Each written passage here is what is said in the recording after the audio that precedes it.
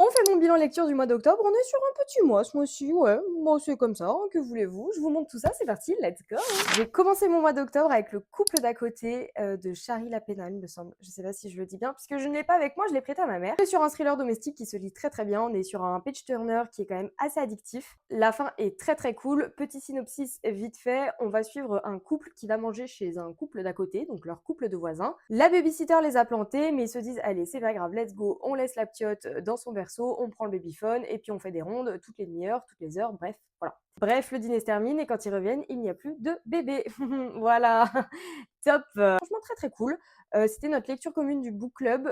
Il a pas fait l'unanimité. Moi j'avais bien aimé, je lui avais mis un 4 sur 5 après ma lecture, mais à froid, disons, je lui ai mis un 3,5 plutôt. Voilà. Ensuite, je me suis lancée dans la duologie de Ravenhood de Kate Stewart. Là, j'attends le tome 3 qui devrait pas trop tarder de la part de Pocket parce que eux et moi, on est partenaires en fait. Donf, je me la pète à donf. Bref, c'est pas du tout le débat. Surprise par cette duologie, très très surprise, je ne m'attendais pas du tout à ça. Attention, on est sur un triangle amoureux dans le premier tome surtout. Premier tome, enfin, personnellement, j'ai pas tout capté. J'ai demandé à ChatGPT, il m'a dit t'inquiète, c'est normal, tu vas tout comprendre dans le tome 2. Et en effet, j'ai compris beaucoup plus de choses dans le tome 2. Ça n'a pas fait l'unanimité non plus chez moi, mais ça n'a pas été une mauvaise lecture non plus. En fait, c'est une lecture vraiment quand même assez mitigée, mais assez surprenante. Enfin, je veux dire, tu as plein de choses que tu ne comprends pas dans ce livre et que tu as envie de comprendre, donc ça te donne une lecture, un rythme de lecture qui est quand même assez addictif. J'ai pas forcément trop accroché au personnage, etc. Par contre, on est sur une ambiance un peu small town. Attention, on est sur une dark romance, hein, je vous l'ai pas dit, public averti. Mais du coup, dans un truc un peu small town, dans les dark romances, je trouve ça assez atypique. On tourne autour du 3,5 sur cette duologie. C'est tout duologie, hein. Duologie Abyss de CS Quill. Mama, master dinguerie, comme ils disaient à la Starac. Alors, je triche un peu, hein.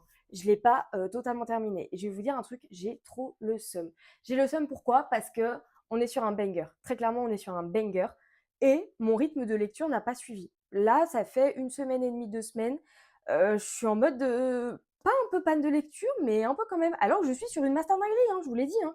Donc je suis en mode ça me saoule, j'ai envie d'avancer. En plus, je suis à fond dedans, mais à chaque fois, soit je me fais couper, soit, enfin bref, soit je suis trop fatiguée, je vais dormir, j'ai la flemme, j'ai trop la haine. Petit récap, vite fait, on va suivre Joséphine. Joséphine qui est une voleuse professionnelle, mais un jour, elle se fait un peu kidnapper par un groupe, on sait pas trop qui c'est, qui, quoi, où, d'où ils sortent, et qui la réquisitionne en fait pour ses talents de voleuse, pour l'envoyer en mission pour voler quelque chose. Et on sait pas ce qu'elle va voler, on sait rien de tout ça, et en fait, tu découvres tout ça, et waouh, waouh, waouh, waouh, accrochez-vous, on est sur un vrai film d'action.